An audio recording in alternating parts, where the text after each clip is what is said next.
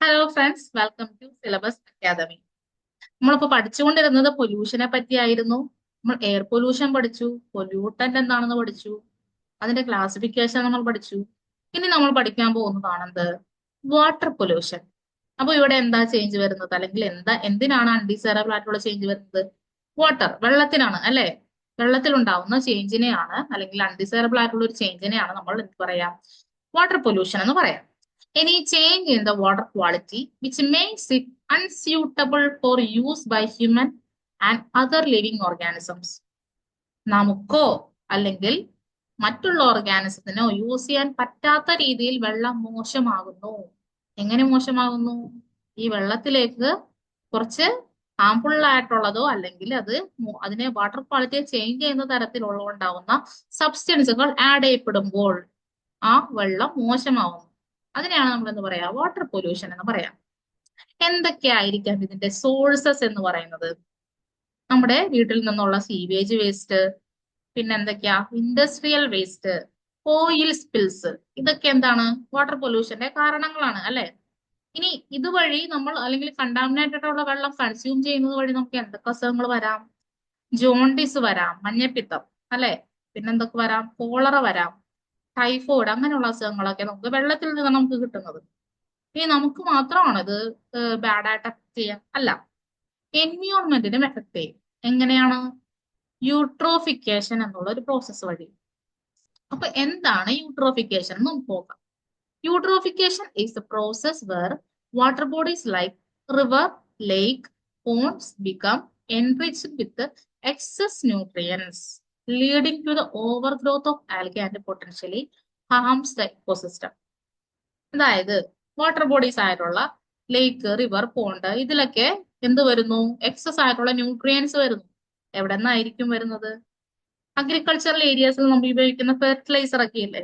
അപ്പൊ ഇതൊക്കെ ഒരു മഴ പെയ്ത് കഴിയുമ്പോൾ എങ്ങനെ മണ്ണൊലിച്ചിട്ട് തൊട്ടടുത്തുള്ള വാട്ടർ ബോഡീസിലൊക്കെ ഇങ്ങനെ ന്യൂട്രിയൻസ് ഇങ്ങനെ എൻറിച്ച്ഡ് ആകും. ന്യൂട്രിയൻസിന്റെ അളവ് കൂടിക്കഴിഞ്ഞാൽ എന്ത് സംഭവിക്കും? ആൽഗെ കൂടുതലായിട്ട് വളരാൻ തുടങ്ങും. എക്സസ് ആയിട്ടുള്ള ആൽഗൽ ഗ്രോത്ത് വരും. ആൽഗൽ ബ്ലൂം എന്നൊക്കെ നമ്മൾ പറയും. ഈ പിക്ചറൊക്കെ കണ്ടാൽ അറിയാം ഇതൊക്കെ എന്താണ്? ആൽഗയുടെ ഓവർ ഗ്രോത്ത് ആണ്. അപ്പോൾ ആ അക്വാട്ടിക് ലൈഫിന് എന്ത് പറ്റും? ഇങ്ങനെ ആൽഗെ വളർന്നു നിൽക്കുമ്പോൾ അതിന്റെ അടി അല്ലെങ്കിൽ താഴെയുള്ള വെള്ളമൊക്കെ ചീത്താകും. അപ്പൊ അതിന്റെ അകത്ത് ജീവിക്കുന്ന ജീവികൾക്കൊക്കെ അതിനകത്ത് ജീവിക്കാൻ പറ്റാതെ വരും. Excess nutrients leads to an over growth of algae. ആൽഗേന്റെ ഓവർ ഗ്രോത്തിന് കാരണമാകുന്നു. അത് വെള്ളത്തിലുള്ള ഓക്സിജനെ ഡിപ്ലീറ്റ് ചെയ്യുന്നു. അതുവഴി ആ വെള്ളത്തിൽ അല്ലെങ്കിൽ ആ വാട്ടർ ബോഡിയിൽ കാണപ്പെടുന്ന ഫിഷസിനും അക്വാട്ടിക് ആനിമൽസിനൊക്കെ എന്ത് സംഭവിക്കുന്നു? നാശം സംഭവിക്കുന്നു. ഇതാണ് വാട്ടർ പൊല്യൂഷൻ എൻവയോൺമെന്റിന് കോസ് ചെയ്യുന്ന ഒരു എഫക്റ്റ് എന്ന് പറയുന്നത്. ഇനി BOD, biological oxygen demand. BOD എന്ന് നമ്മൾ കേട്ടിട്ടുണ്ടാവും. എന്താണ് BOD? BOD is A parameter in in the water quality assessment. അപ്പോൾ വെള്ളത്തിന്റെ ക്വാളിറ്റി അളക്കുന്നതിനുള്ള ഒരു പാരാമീറ്റർ ആണ് നമ്മൾ എന്ത് പറയുന്നത്? BOD എന്ന് നമ്മൾ പറയുന്നത്. ഈ BOD എന്താണെന്ന് വെച്ചിട്ടുണ്ടെങ്കിൽ, BOD measures the amount of oxygen consumed by microorganism as they break down the organic matter. Microorganisms എന്താ ചെയ്യാ? ഓർഗാനിക് മാറ്ററിനെ അവരെന്ത് ചെയ്യുന്നു? ഡീകമ്പോസ് ചെയ്യുന്നു അല്ലെ? അതിനെ ബ്രേക്ക് ഡൗൺ ചെയ്യുന്നു. അങ്ങനെ ബ്രേക്ക് ഡൗൺ ചെയ്യുമ്പോൾ എന്ത് സംഭവിക്കുന്നു? അവര് ഓക്സിജൻ യൂട്ടിലൈസ് ചെയ്യുന്നുണ്ട്. അപ്പൊ ഓക്സിജൻ കൺസ്യൂം ചെയ്യുന്നുണ്ട്. അപ്പൊ ഒന്ന് ആലോചിച്ച് നോക്കിയേ, കൂടുതലായിട്ട് ഓക്സിജൻ യൂസ് ചെയ്യുന്നുണ്ട്. അതിന്റെ അർത്ഥം എന്താണ്? അവിടെ മൈക്രോ ഓർഗാനിസംസ് കൂടുതലാണ്, ഓർഗാനിക് മാറ്റർ കൂടുതലാണ്. അതിന്റെ അർത്ഥം എന്താ? ആ വെള്ളം കണ്ടാമിനേറ്റഡ് ആണെന്നാണ് അർത്ഥം അല്ലെ? അപ്പൊ ഹൈ BOD ലെവൽ എന്ന് പറയുന്നത് ആ വെള്ളം പൊല്യൂട്ടഡ് ആണ്, നമുക്ക് ഉപയോഗിക്കാൻ കഴിയില്ല, ഉപയോഗശൂന്യമായിട്ടുള്ള വെള്ളമാണ് എന്നാണ് അതിന്റെ അർത്ഥം. നോക്കിയേ, ഞാൻ ഒരു ടേബിൾ നോക്കിയേ. ലോ BOD, അതായത് 1 to 2 mg/ലിറ്റർ, ആ ഒരു റേഞ്ചിലൊക്കെ ആണെങ്കിൽ നമ്മളത് വെള്ളം നല്ല ക്വാളിറ്റി ആണ് പറയും, ഗുഡ് ക്വാളിറ്റി, അതായത് ലോ BOD ആണ്. അത് കൂടി വരുന്തോറും എന്താണ്? വെള്ളത്തിന്റെ ക്വാളിറ്റി വളരെ മോശമായിക്കൊണ്ടിരിക്കും. മോഡറേറ്റ് ആണെങ്കിൽ 2.5 ഒക്കെ ആണെങ്കിൽ ഫെയർ വാട്ടർ ക്വാളിറ്റി, കുഴപ്പമില്ലാത്ത വെള്ളം എന്ന് നമുക്ക് പറയാൻ പറ്റും. ഹൈ BOD എന്ന് പറയുമ്പോൾ എന്താണ്? വെള്ളത്തിന് പുവർ ക്വാളിറ്റി ആണ്. 5 to 10 ആണ് അതിന്റെ റേഞ്ച്. ഇനി 10ൽ കൂടുതലാണ് വരുന്നതെങ്കിലോ, 10ൽ കൂടുതലാണ് BOD കാണിക്കുന്നതെങ്കിൽ അത് ഒട്ടും ഉപയോഗിക്കാൻ കൊള്ളില്ലാത്തൊരു വെള്ളമാണ്, അല്ലെങ്കിൽ അത്രയും മോശമായ, അല്ലെങ്കിൽ അത്രയും പൊല്യൂട്ടഡ് ആയിട്ടുള്ള വാട്ടർ ആണെന്ന് നമുക്ക് പറയേണ്ടി വരും. അപ്പോൾ BOD വെച്ചിട്ട് നമ്മൾ ഇങ്ങനെയാണ് വെള്ളത്തിന്റെ ക്വാളിറ്റി അസസ് ചെയ്യുന്നത്. ഓക്കെ, ഇനി നമ്മൾ പഠിക്കുന്നതാണ് സോയിൽ പൊല്യൂഷൻ. ഇവിടെ എന്താ കണ്ടാമിനേറ്റഡ് ആവുന്നത്? മണ്ണ് അല്ലെ, സോയിൽ, ലാൻഡ് ആണ് ഇവിടെ കണ്ടാമിനേറ്റഡ് ആവുന്നത്. Soil pollution is the contamination of soil with pollutant like. അപ്പൊ എന്തൊക്കെയാണ് ഇവിടുത്തെ പൊല്യൂട്ടന്റ് ആയിട്ട് വരാം? കെമിക്കൽസ് വരാം, മെറ്റൽസ് വരാം, പെസ്റ്റിസൈഡ്സ് വരാം, പിന്നെന്തൊക്കെയാ, പ്ലാസ്റ്റിക് അല്ലെ, പ്ലാസ്റ്റിക് വരാം, ഇലക്ട്രോണിക് വേസ്റ്റ് വരാം. ഇതൊക്കെ എന്താണ്? പൊല്യൂട്ടന്റ് ആണ്, ലാൻഡ് പൊല്യൂഷൻ കോസ് ചെയ്യുന്നത്. ഇത് എവിടെ നിന്നൊക്കെയാണ് ഈ ഒരു വേസ്റ്റുകൾ പുറന്തള്ളുന്നത്? ഇൻഡസ്ട്രിയിൽ നിന്ന്, ഡൊമസ്റ്റിക് വേസ്റ്റ് നമ്മുടെ വീട്ടിലുള്ളത്, അതായത് ഈ പ്ലാസ്റ്റിക് ഒക്കെ തന്നെ. പിന്നെന്താ, കെമിക്കൽ ഫെർട്ടിലൈസേഴ്സ്, മെഡിക്കൽ വേസ്റ്റ്, അതൊരു മേജർ ആയിട്ടുള്ള ഒരു വേസ്റ്റ് ആണ്. അതെ, നമ്മുടെ ഹോസ്പിറ്റലിൽ നിന്നൊക്കെ വരുന്ന സിറിഞ്ച്, അതുപോലെ മാസ്ക്, പിന്നെന്താ, കത്തീറ്റർ എന്നൊക്കെ പറയുന്നത് മേജർ ആയിട്ടുള്ള ഒരു മെഡിക്കൽ വേസ്റ്റ് ആണ്. അതുപോലെ ഇത് പെസ്റ്റിസൈഡ്സ്, ഇതെല്ലാം എന്തൊക്കെയാണ്? മേജർ പൊല്യൂട്ടന്റ് ആണ് സോയിൽ പൊല്യൂഷൻ അല്ലെങ്കിൽ ലാൻഡ് പൊല്യൂഷൻ കോസ് ചെയ്യുന്നത്. These waste are slowly washed away by rain. ഇതൊക്കെ എന്ത് സംഭവിക്കും? ഒരു സ്ഥലത്ത് തന്നെ കിടക്കില്ല. ഒരു മഴ പെയ്യുമ്പോൾ ഇതൊക്കെ തൊട്ടടുത്തുള്ള വാട്ടർ ബോഡീസിൽ ചെന്ന് വാട്ടർ പൊല്യൂഷനും ഇത് കാരണമായേക്കാം അല്ലെ, അങ്ങനെയാണ് പറയുന്നത്.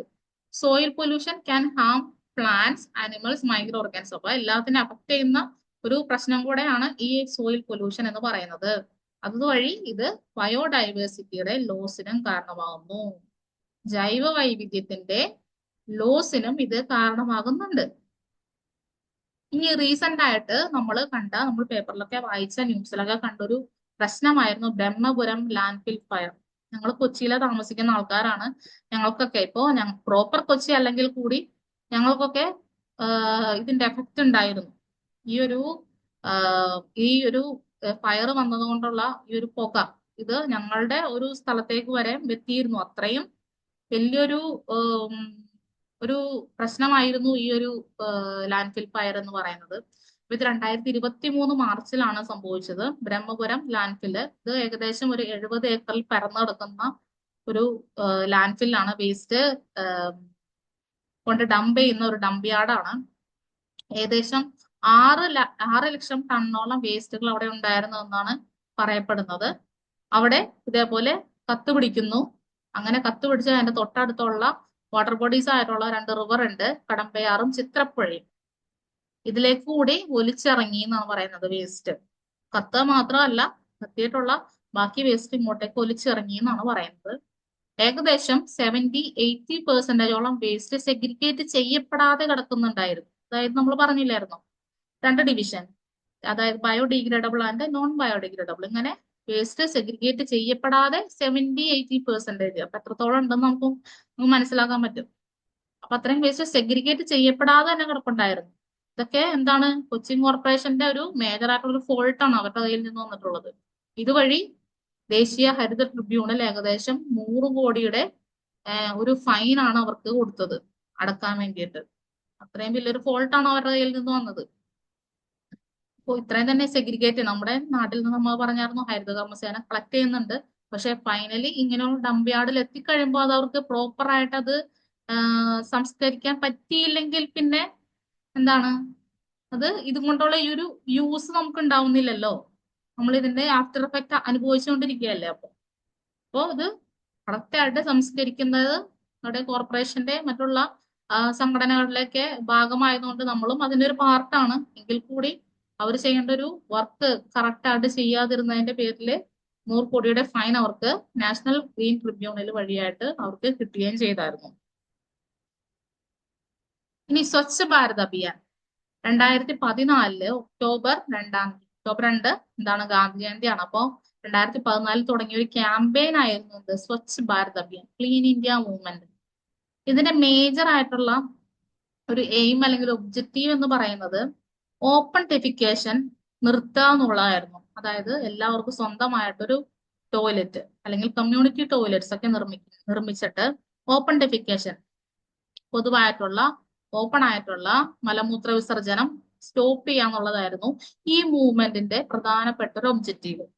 അതോടൊപ്പം തന്നെ people neither litre nor let other litre, അതായത് നമ്മൾ വലിച്ചെറിയാതിരിക്കുക, അതോടൊപ്പം മറ്റുള്ളവരെയും വലിച്ചെറിയുന്നത് അല്ലെങ്കിൽ മറ്റുള്ളവരും ഇതേപോലെ തന്നെ പ്ലാസ്റ്റിക്കോ മറ്റുള്ള സാധനങ്ങളൊക്കെ വലിച്ചെറിയുന്നത് നിർത്തിക്കുക എന്നുള്ളതായിരുന്നു ഇതിന്റെ ഒരു പ്രധാനപ്പെട്ട അവര് ഒരു പ്രധാനപ്പെട്ട ഒരു എയിം എന്ന് ഉദ്ദേശിച്ചിട്ട് അവര് ചെയ്തുകൊണ്ടിരുന്നത്. അങ്ങനെ ഈ ഓപ്പൺ ഡെഫിക്കേഷൻ ഫ്രീ ആയിട്ടുള്ള ഒരു ഇന്ത്യ അതായിരുന്നു അവരുടെ പ്രധാനപ്പെട്ട ഒരു ആശയം എന്ന് പറയുന്നത്, Swachh Bharat Abhiyan, clean India movement. പിന്നെ അതിന്റെ ലോഗോ താഴെ കൊടുത്തിട്ടുണ്ട്. ഇനി അടുത്തതാണ് നമ്മുടെ റേഡിയേഷൻ വഴിയായിട്ടുള്ള പൊല്യൂഷൻ.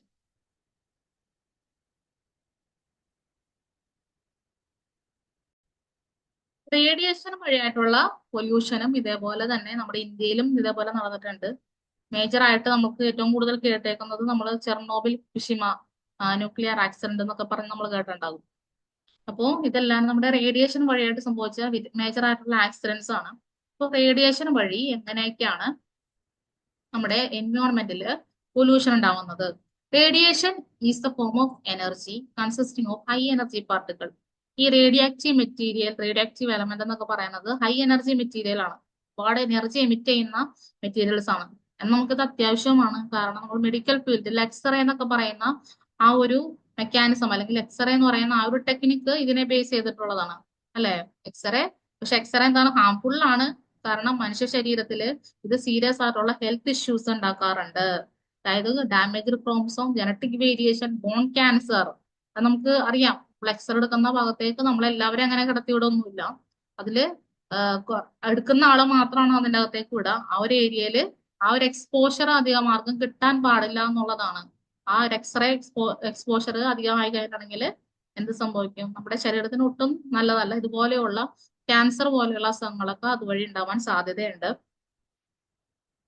ഓക്കെ, അപ്പൊ ഇതൊക്കെ നമ്മള് ന്യൂക്ലിയർ പവർ പ്ലാന്റിന് നമ്മൾ ഇതേപോലെ റേഡിയോ ആക്റ്റീവ് എലമെന്റ്സ് ഉപയോഗിക്കാറുണ്ട്. പവർ പ്ലാന്റ് എനർജി ഉണ്ടാക്കുന്ന പവർ പ്ലാന്റിലൊക്കെ നമുക്ക് ഈ ഈ റേഡിയോ ആക്റ്റീവ് എലമെന്റ്സ് ഒക്കെ കൂടുതലായിട്ട് നമുക്ക് യൂസ് ചെയ്യേണ്ടതായിട്ടുണ്ട്. കാരണം നമുക്ക് എനർജി ഉണ്ടാക്കണം. അപ്പൊ അതിന് വേണ്ടിയിട്ട് നമ്മൾ റേഡിയോ ആക്റ്റീവ് മെറ്റീരിയൽ യൂസ് ചെയ്യാറുണ്ട്. അതിനുള്ള സ്ഥലത്താണ് ഏറ്റവും കൂടുതൽ ആക്സിഡന്റ് സംഭവിക്കുന്നതും. അതായത് ഇതിന്റെ പ്രോപ്പർ ആയിട്ടുള്ള സിസ്റ്റമാറ്റിക് ആയിട്ടുള്ള രീതിയിൽ ഇതിനെ നമ്മൾ കൈകാര്യം ചെയ്തില്ല എങ്കിലാണ് ഇങ്ങനെയുള്ള ആക്സിഡന്റ്സ് ഒക്കെ സംഭവിക്കുന്നത്. Nuclear radiations can be released from power plants through the negligent waste disposal. അതായത് അതിന്റെയൊക്കെ വേസ്റ്റ് ഡിസ്പോസ് ചെയ്യുന്നതിന് നമ്മൾ അത് നല്ല രീതിയിൽ കൈകാര്യം ചെയ്തില്ല എങ്കിൽ അത് ഇതേപോലെയുള്ള എക്സ്പ്ലോഷൻ പോലെയുള്ള ദുരന്തങ്ങളൊക്കെ ഉണ്ടാക്കിയിട്ടുണ്ട്, ഇനിയും ഉണ്ടാക്കാനായിട്ട് സാധ്യതയുണ്ട്. മേജർ ആയിട്ട് നമ്മൾ പറയുന്ന ഒരു ഇൻസിഡന്റ് ആണ് ഈ Chernobyl and Fukushima nuclear accident. Chernobyl എന്ന് പറയുന്നത് ഉക്രൈനിലുള്ള ഒരു സ്ഥലമായിരുന്നു. അവിടെ ഉണ്ടായിരുന്ന ഒരു ന്യൂക്ലിയർ പവർ പ്ലാന്റ് എക്സ്പ്ലോഷൻ വഴി വലിയൊരു ദുരന്തമാണ് അവിടെ സംഭവിച്ചത്. 1986 ആ സംഭവം നടന്നത്. അതിനുശേഷം 2011 ഫുകുഷിമയില് ഒരു എർത്തുക്കേക്ക് വന്നു കഴിഞ്ഞപ്പോൾ ഒരു സുനാമി ഉണ്ടായി. അതുവഴി ഈ ഫുകുഷിമയിലുള്ള ആ പവർ പ്ലാന്റിന്റെ എക്യുപ്മെന്റ് ഫെയിലിയറും അതിന്റെ അകത്തുള്ള എക്യുപ്മെന്റ് ഫെയിലിയറും അതുപോലെ തന്നെ അതിൽ നിന്ന് ഒരുപാട് റേഡിയോ ആക്റ്റീവ് മെറ്റീരിയൽസ് പുറത്തേക്ക് റിലീസ് ചെയ്യുകയും ചെയ്തു. അങ്ങനെ ഒരു വലിയ ദുരന്തം അവിടെയും ഉണ്ടായി. എങ്കിലും കൂട്ടത്തിലെ ഏറ്റവും വലിയ ന്യൂക്ലിയർ ഡിസാസ്റ്റർ എന്ന് കണക്കാക്കുന്നത് ഈ ചെർണോബിൽ നടന്ന ഒരു ഇൻസിഡന്റ് ആയിരുന്നു. ഇതുവഴി ഒരുപാട് ആളുകൾ മരിക്കുകയും അത് കഴിഞ്ഞിട്ട് ഈ സംഭവത്തിന് ശേഷം ഒരുപാട് ആളുകൾ അതുകൊണ്ട് സഫർ ചെയ്യുകയും ചെയ്തിട്ടുണ്ടായിരുന്നു. അതായത് സീരിയസ് ആയിട്ടുള്ള ഹെൽത്ത് ഇഷ്യൂസ് ഒക്കെ, ഹെമറേജ്, ക്യാൻസർ പോലെയുള്ള ഹെൽത്ത് ഇഷ്യൂസ് ഒക്കെ അവർ പിന്നീട് ഫേസ് ചെയ്യേണ്ടി വന്നു. ഇതിന്റെ ചീഫ് ആയിട്ടുള്ള പൊല്യൂട്ടന്റ് എന്ന് പറയുന്നത് അയോഡിൻ 131 ആയിരുന്നു. ഒരു റേഡിയോ ആക്റ്റീവ് കോമ്പൗണ്ട് ആണ്, ഒരു എലമെന്റ് ആണ് അയോഡിൻ 131. ഇത് തൈറോയ്ഡ് ക്യാൻസർ ഉണ്ടാക്കുന്ന ഒരു എലമെന്റ് കൂടിയാണ്, റേഡിയോ ആക്റ്റീവ് എലമെന്റ് ആണ് അയോഡിൻ 131. ഇതിന്റെ ഒപ്പം വേറെ റേഡിയോ ആക്റ്റീവ് ആയിട്ടുള്ള കമ്പോണൻസ് ഇതിൽ നിന്ന് എമിറ്റ് ചെയ്തായിരുന്നു. മേജർ എന്ന് പറയുന്നത് ചീഫ് ആയിട്ടുള്ള പൊല്യൂട്ടന്റ് അയോഡിൻ 131 ആയിരുന്നു. അപ്പൊ അതൊന്ന് ഓർത്ത് വെച്ചേക്കാം. ഈ സെയിം എന്ന് പറയാൻ പറ്റില്ല, ഇത്രയും ഇന്റൻസിറ്റി ഇല്ലെങ്കിൽ കൂടി ഇന്ത്യയിലും ഇതുപോലുള്ള ഒരു ഇൻസിഡന്റ് റേഡിയോ ആക്റ്റീവ് ആക്സിഡന്റ് നടന്നിട്ടുണ്ട്.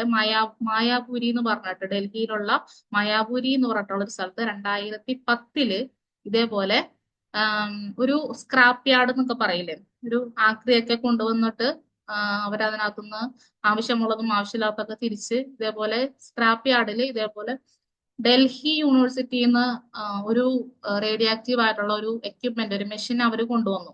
അത് യൂസ് ചെയ്യാതെ വർഷങ്ങളോളം അവിടെ കിടന്നേച്ചതാണ്. അപ്പൊ അത് ഇവരത് ഇവർക്ക് എന്താണെന്ന്, ഇത് റേഡിയോ ആക്റ്റീവ് ആയിട്ടുള്ള ഒരു മെഷീൻ ആണെന്നോ അതിന്റെ ഉള്ളിൽ ഇങ്ങനത്തെ ഒരു ഇതുണ്ടാവുന്നോ അവർക്ക് കറക്റ്റ് ആയിട്ട് അറിയില്ല. സ്ക്രാപ്പ് യാർഡിൽ വർക്ക് ചെയ്യുന്ന ആൾക്കാർക്ക് അതിനെപ്പറ്റി കൂടുതൽ ബോധവാന്മാരായിരിക്കണം എന്നില്ല. അവരത് വളരെ സില്ലി ആയിട്ട് അത് അവര് കൈകാര്യം ചെയ്തു, ഡിസ്മാൻഡിൽ ചെയ്തു. അതിൽ നിന്നും ഈ കൊബാൾട്ട് 60 എന്ന് പറഞ്ഞിട്ടുള്ള ഈ ഒരു റേഡിയോ ആക്റ്റീവ് എലമെന്റ് അവരത് എടുത്തിട്ട് അവര് 11 പീസാക്കി കട്ട് ചെയ്തു എന്നാണ് പറയുന്നത്. അതില് മേജർ ആയിട്ടുള്ള ഒരു ഒരാള് അതിൽ നിന്ന് ഒരു പീസ് എടുത്ത് അയാളുടെ വാലറ്റിൽ സംരക്ഷിച്ചു. അതുപോലെ 2 തൊട്ടടുത്ത ഒരു ഷോപ്പിലേക്ക് മാറ്റി. ബാക്കിയുള്ള ഒരു 8 പീസ് എന്തോ ഈ സ്ക്രാപ്പ് യാർഡിലും ഇട്ടിട്ടുണ്ടായിരുന്നു. ഏകദേശം 8 പേരോളം ഹോസ്പിറ്റലൈസ്ഡ് ആയി. അതിൽ നിന്ന് ഒരാള് മേജർ ആയിട്ടുള്ള ഒരു മൾട്ടി ഓർഗൻ ഫെയിലിയർ വഴിയായിട്ട് ഒരാൾ മരിക്കുകയും ചെയ്തു. അപ്പൊ അത്രയും കാഷ്വാലിറ്റീസ് ഉണ്ടായ ഒരു ദുരന്തമായിരുന്നു മായാപുരി ഇൻസിഡന്റ് എന്ന് പറയുന്നത്. അപ്പൊ അവിടുത്തെ റേഡിയോ ആക്റ്റീവ് എലമെന്റ് എന്ന് പറയുന്നത് കൊബാൾട്ട് 60 ആയിരുന്നു. ഓക്കെ, അപ്പോൾ ഇത്രയുമാണ് നമ്മുടെ മേജർ ആയിട്ട് വരുന്ന റേഡിയേഷൻ പൊല്യൂഷൻ അല്ലെങ്കിൽ റേഡിയേഷൻ പൊല്യൂഷനിൽ ഓർത്തിരിക്കേണ്ടത്. മേജർ ആയിട്ട് നമ്മൾ ഓർത്തിരിക്കേണ്ടത് ഏതാണ്? ചെർണോബിൽ, ഫുകുഷിമ ഡിസാസ്റ്റർ ആണ്. ഇനി നോയിസ് പൊല്യൂഷൻ. നോയിസ് പൊല്യൂഷൻ എന്ന് പറയുമ്പോൾ നമുക്കറിയാം എന്താണ്, നമുക്ക് അൺവാണ്ടഡ് ആയിട്ടുള്ള സൗണ്ടിന്റെ ഒരു അല്ലെങ്കിൽ അതുകൊണ്ടുണ്ടാവുന്ന ഒരു പൊല്യൂഷൻ ആണ് എന്ത് പറയുന്നത്, noise pollution. That disturb the natural environment and human health. അപ്പൊ ഹ്യൂമൻ ഹെൽത്തിനെയൊക്കെ അഫക്ട് ചെയ്യുന്ന, നമ്മുടെ നാച്ചുറൽ എൻവയോൺമെന്റിനെ അഫക്ട് ചെയ്യുന്ന, നമ്മുടെ ക്വാളിറ്റി ഓഫ് ലൈഫിനെ അഫക്ട് ചെയ്യുന്ന അൺവാണ്ടഡ് സൗണ്ട്സിനെ നമ്മൾ എന്ത് പറയും, അല്ലെങ്കിൽ അങ്ങനെ വരുമ്പോൾ നമ്മൾ എന്ത് പറയും, നോയിസ് പൊല്യൂഷൻ എന്ന് നമ്മൾ പറയും. ഈ അൺവാണ്ടഡ് ആയിട്ടുള്ള സൗണ്ട് എവിടെ നിന്നൊക്കെ വരാം? വർക്ക്ഷോപ്പ്, ഇൻഡസ്ട്രിയൽ മെഷീൻസ്, പിന്നെന്താ, നമ്മളിപ്പോ നമ്മുടെ വീടിന്റെ അടുത്ത് തന്നെ ഒരു വീട് പണി നടക്കുന്ന സമയത്ത് അവിടെ എന്തൊക്കെ വരാം? അവിടെ ഒരുപാട് മെഷീൻസ് യൂസ് ചെയ്യും. പിന്നെ ടൈല് ഇങ്ങനെ മുറിക്കുന്ന സൗണ്ട്, ഇതൊക്കെ നമുക്ക് എന്താണ്, അൺവാണ്ടഡ് ആയിട്ടുള്ള സൗണ്ട് ആണ് അല്ലെ? പിന്നെ ഓട്ടോമൊബൈല്, അപ്പോ തൊട്ടടുത്ത് റോഡൊക്കെ ഉള്ള ആൾക്കാരാണെങ്കിൽ, അല്ലെങ്കിൽ എന്താണ് ട്രെയിൻ പാളമൊക്കെ ഉള്ള ആൾക്കാരാണെങ്കിൽ അവർക്കൊക്കെ ഭയങ്കര ബുദ്ധിമുട്ടാണ് ഈ ഒരു സൗണ്ട് എന്ന് പറയുന്നത്. അങ്ങനെ പല പല സോഴ്സസിൽ നമുക്ക് ഇങ്ങനെ അൺവാണ്ടഡ് ആയിട്ടുള്ള സൗണ്ട് ഉണ്ടാവും. പിന്നെ പബ്ലിക് ആയിട്ടുള്ള കുറെ ഫങ്ഷൻസ്, ഇപ്പൊ നമുക്ക് ഇങ്ങനെ 12 മണി അല്ല 10 മണി കഴിഞ്ഞിട്ടാണെങ്കിൽ ഇങ്ങനെയുള്ള സൗണ്ട് വളരെ സൗണ്ട് ഉണ്ടാക്കുന്ന രീതിയിലുള്ള പബ്ലിക് ഫങ്ഷൻസ് ഒക്കെ നമുക്ക് ഇപ്പൊ നിർത്തിയിട്ടുണ്ട്. It disrupt sleep and leads to nervous irritability. അപ്പോൾ സ്ലീപ്പിനെ ഡിസ്റ്റർബ് ചെയ്യുന്നു, അതുപോലെ തന്നെ അതുവഴി നമ്മുടെ നെർവസ് ഇറിറ്റബിലിറ്റി അല്ലെങ്കിൽ നമുക്ക് അതുവഴി ഉണ്ടാകുന്ന കുറച്ച് ന്യൂറോൺ അല്ലെങ്കിൽ നെർവസ് ആയിട്ടുള്ള ഇഷ്യൂസ് ഒക്കെ അതുവഴി ഉണ്ടാവാൻ സാധ്യതയുണ്ട്. അതുപോലെ തന്നെ ഇയർ ഡ്രം ഡാമേജ്. നമുക്ക് ഒരു പരിധിയിൽ കൂടുതലുള്ള സൗണ്ടുകൾ നമുക്ക് കേട്ടിട്ടുണ്ടെങ്കിൽ നമുക്ക് ഇയർ ഡ്രമ്മിന് ഡാമേജും സംഭവിക്കുന്നു. അത് നമുക്ക് ഒരു ഡെഫ്നെസ് എന്നുള്ള ഒരു കണ്ടീഷനിലേക്ക് എത്താനായിട്ട് സാധ്യതയുണ്ട്. അതാണ് നോയിസ് പൊല്യൂഷൻ. ഇനി പ്ലാസ്റ്റിക്. പ്ലാസ്റ്റിക് എന്ന് പറയുമ്പോൾ നമ്മുടെ എന്താണ്, മേജർ ആയിട്ടുള്ള ഒരു വേസ്റ്റ് ആണ് നമ്മുടെ പ്ലാസ്റ്റിക് എന്ന് പറയുന്നത്. നമുക്ക് പ്ലാസ്റ്റിക് യൂസ് ചെയ്യാതിരിക്കാനും സാധിക്കില്ല, എന്നാൽ ഇത് യൂസ് ചെയ്താൽ അത്ര നല്ലതല്ല എന്ന് നമുക്കറിയാം അല്ലെ. നോൺ ബയോഡിഗ്രേഡബിൾ ആണിത്. ഇത് plastic is a huge facing our society nowadays. It is a biodegradable. Okay, ഈ ബയോഡിഗ്രേഡബിൾ എന്നുള്ളത് ഒരു ടൈപ്പിംഗ് മിസ്റ്റേക്ക് ആയിരുന്നു. നോൺ ബയോഡിഗ്രേഡബിൾ ആണ് പ്ലാസ്റ്റിക്, ഒന്ന് ഓർത്തിരിക്കാം. പിന്നെ ഇത് 100 വർഷത്തോളം, അത് നമ്മൾ പറഞ്ഞായിരുന്നു. നോൺ ബയോഡിഗ്രേഡബിൾ ആണെങ്കിൽ അതിന്റെ ഒരു പ്രത്യേകത നമ്മൾ പറഞ്ഞായിരുന്നു. വർഷങ്ങളോളം അത് എന്ത് കിടക്കും, മണ്ണിൽ ഇങ്ങനെ അലിയാതെ മണ്ണിൽ കിടക്കുന്ന, പെർസിസ്റ്റ് ചെയ്യുന്ന ഒരു കോമ്പൗണ്ട് ആണ് ഈ പ്ലാസ്റ്റിക് എന്ന് പറയുന്നത്. ഈ പ്ലാസ്റ്റിക് ആണ്, അതായത് നമ്മൾ സിംഗിൾ യൂസ് ആയിട്ട് ഉപയോഗിക്കുന്ന പ്ലാസ്റ്റിക്കുകളില്ലേ, അതായത് പോളിത്തീൻ ബാഗ്, സ്ട്രോ, പിന്നെ ഡിസ്പോസിബിൾ കട്ട്ലറി, പ്ലേറ്റ്, പ്ലാസ്റ്റിക് ബോട്ടില്, ഇതൊക്കെ എന്താണ്, മേജർ ആയിട്ടുള്ള ഒരു വേസ്റ്റ് ആണ് അല്ലെ. നമ്മൾ ഉപയോഗിച്ച് നമ്മൾ വലിച്ചെറിഞ്ഞ് കളയുകയാണ്, അത് പിന്നീട് ഒരു വേസ്റ്റ് ആയിട്ട് മാറുകയാണ് അല്ലെ. When dump poisonous substances from it enters soil. അപ്പൊ ഇത് ഡംപ് ചെയ്യുമ്പോൾ ഇതിൽ നിന്ന് എന്ത് ചെയ്യുന്നു, സോയിലില് ഇതേപോലെ തന്നെ അതൊരു വേസ്റ്റ് ആയിട്ട് മാറുന്നു. അത് നിയർ ബൈ വാട്ടർ ബോഡീസിൽ ചെല്ലുമ്പോൾ അവിടെയും ഒരു വേസ്റ്റ് ആയിട്ട് മാറുന്നു. നമ്മുടെ നാട്ടില് ഇപ്പോ എന്താ ഫ്ലഡ് വന്നായിരുന്നു. ഫ്ലഡ് വന്നു കഴിഞ്ഞപ്പോൾ ഫ്ലഡ് കഴിഞ്ഞ് വെള്ളമൊക്കെ താന്നു കഴിഞ്ഞ് കഴിഞ്ഞപ്പോൾ നമ്മുടെ വാട്ടർ ബോഡീസിൽ റിവേഴ്സിലൊക്കെ സൈഡിലായിട്ട് ഇങ്ങനെ പ്ലാസ്റ്റിക് ബോട്ടിലും പ്ലാസ്റ്റിക് ആയിട്ടുള്ള കവറുകളൊക്കെ ഒരുപാട് ഇങ്ങനെ ഉണ്ടായിരുന്നു. അപ്പൊ എന്റെ വീടൊക്കെ ഒരു പുഴയുടെ ഒരു സൈഡിലാണ്. അപ്പൊ ഈ പുഴയിൽ ഇങ്ങനെ അതേപോലെ ഫ്ലഡൊക്കെ കഴിഞ്ഞ് കഴിഞ്ഞപ്പോൾ ഈ രണ്ട് സൈഡിലുമായിട്ട് ഒരുപാട് വേസ്റ്റുകൾ ഇങ്ങനെ അടിഞ്ഞു വന്ന് കിടക്കുകയായിരുന്നു. അപ്പൊ അത്രയ്ക്കുണ്ട് നമ്മുടെ നാട്ടിലെ വേസ്റ്റ് എന്ന് പറയുന്നത്. ഇനി ഇതൊക്കെ മാറ്റാനായിട്ട് നമുക്ക് ചെയ്യാനായിട്ട് സാധിക്കും? ഈ പ്ലാസ്റ്റിക് യൂസിന്റെ അല്ലെങ്കിൽ പ്ലാസ്റ്റിക് യൂസ് കുറയ്ക്കാനായിട്ട് നമുക്ക് പേപ്പർ ഗ്ലാസ്സുകളൊക്കെ ഉപയോഗിക്കാം, പേപ്പർ കട്ട്ലറീസ് ഉപയോഗിക്കാം. ഇപ്പൊ മിക്ക സ്ഥലത്തും ഇതേപോലെ എന്താണ് പേപ്പർ കട്ട്ലറീസ് നമുക്ക് തരാറുണ്ട്. ഫോർക്ക്, സ്പൂണൊക്കെ നമുക്ക് പേപ്പർ അല്ലെങ്കിൽ നമുക്കത് വുഡൻ ആയിട്ടുള്ളത്, പേപ്പർ അല്ല വുഡൻ ആയിട്ടുള്ള യൂട്ടൻസിൽസ് ഒക്കെ അല്ലെങ്കിൽ നമ്മൾ ഉപയോഗിക്കാറുണ്ട് അല്ലെങ്കിൽ നമുക്ക് തരാറുണ്ട്. പിന്നെ മേജറായിട്ട് നമുക്ക് ചെയ്യാൻ പറ്റുന്ന ഒരു കാര്യമാണ് റെഡ്യൂസ്, യൂസ് ആൻഡ് റീസൈക്കിൾ. പ്ലാസ്റ്റിക്കിന്റെ ഉപയോഗം റെഡ്യൂസ് ചെയ്യുക, കുറയ്ക്കുക, റീയൂസ് ചെയ്യുക. നമുക്കത് വേറെ എന്തെങ്കിലും പർപ്പസിന് യൂസ് ചെയ്യാൻ പറ്റുമെങ്കിൽ യൂസ് ചെയ്യുക. പിന്നെ റീസൈക്കിൾ ചെയ്യുക. നമുക്കത് റീസൈക്കിൾ ചെയ്തിട്ട് മറ്റൊരു പ്രൊഡക്റ്റ് ആക്കി മാറ്റാനായിട്ട്, നമുക്കല്ല അത് ഗവൺമെന്റിന്റെ ഒരു പ്രവർത്തനത്തോടു കൂടി നമുക്ക് മറ്റൊരു പ്രൊഡക്റ്റ് ആയിട്ട് മാറ്റാനായിട്ട് സാധിക്കും. നമ്മുടെ നാട്ടിൽ റീസൈക്കിൾ അത്ര കോമൺ അല്ലെങ്കിൽ പോലും പല സ്ഥലത്തും റീസൈക്കിളിന് നമ്മൾ കൊടുക്കാറുണ്ട്. ഇപ്പൊ ജപ്പാൻ പോലെയുള്ള രാജ്യങ്ങളിലൊക്കെ അവിടെ പ്രോപ്പർ ആയിട്ട് ഈ ഒരു മെത്തേഡ് ഫോളോ ചെയ്യുന്ന ആൾക്കാരാണ് അവര്. അപ്പോൾ ആ ഒരു വഴിയായിട്ട് നമുക്ക് ഇതേപോലെയുള്ള പ്ലാസ്റ്റിക്കിന്റെ യൂസ് ഒക്കെ മാക്സിമം കുറയ്ക്കാനായിട്ട് സാധിക്കും. ഇനി കുറച്ചൊക്കെ അധികം ക്രിയേറ്റീവ് ആയിട്ടുള്ള ആൾക്കാരാണെങ്കിൽ നമുക്ക് ഈ പ്ലാസ്റ്റിക് ഒക്കെ ഇപ്പൊ ആൾക്കാരുണ്ടാക്കുന്നത് കണ്ടിട്ടില്ലേ, ഫ്ലവർ വേസ് ആയിട്ടും.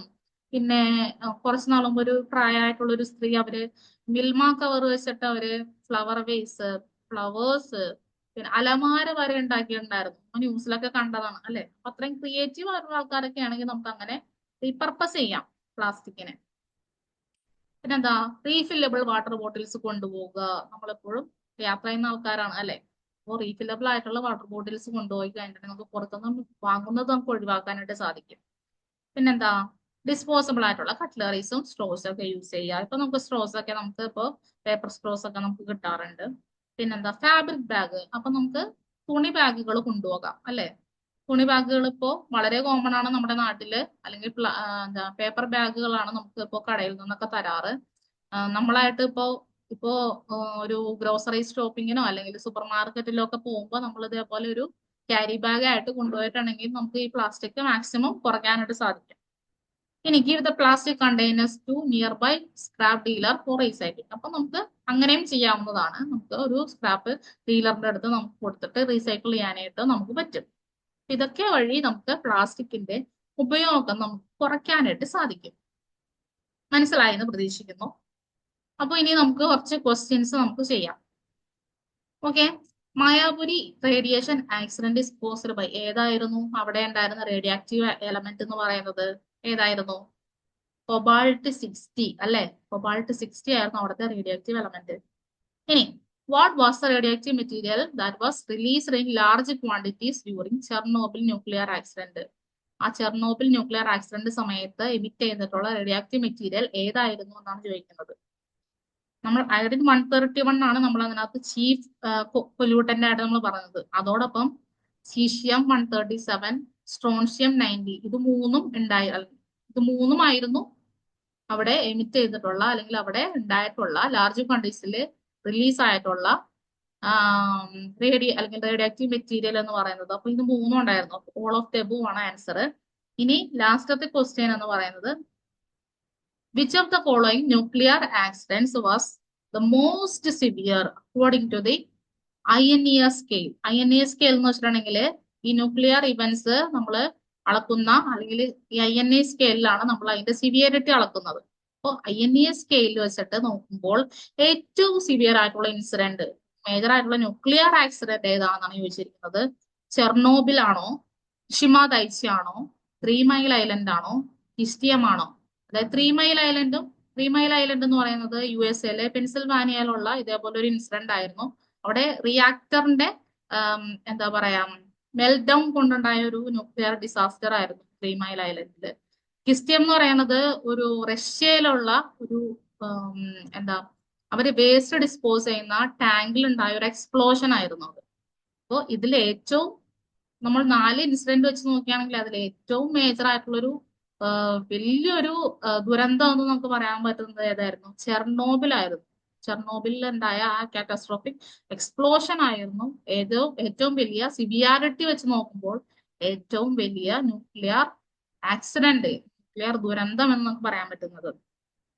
ഓക്കെ, അപ്പൊ ഇത്രയുമാണ് നമ്മള് പൊല്യൂഷൻ എന്ന് പറഞ്ഞിട്ടുള്ള ചാപ്റ്ററിൽ നമ്മൾ പഠിച്ചത്. ഓക്കെ, ഇത്രയും മനസ്സിലായെന്ന് പ്രതീക്ഷിക്കുകയാണ്. അപ്പോ എല്ലാവരും കറക്റ്റ് ആയിട്ട് പഠിക്കുക, ക്ലാസ്സുകളൊക്കെ കറക്റ്റ് ആയിട്ട് ഫോളോ ചെയ്യുക, നോട്ട്സ് ഒക്കെ പ്രിപ്പയർ ചെയ്യാം. ഇത്രയും പറയുന്നത് മനസ്സിലാവുന്നുണ്ടെന്നാണ് പ്രതീക്ഷിക്കുന്നത്. Okay, thank you. അപ്പോൾ അടുത്ത ക്ലാസ്സിൽ കാണുന്നവരെ ബൈ.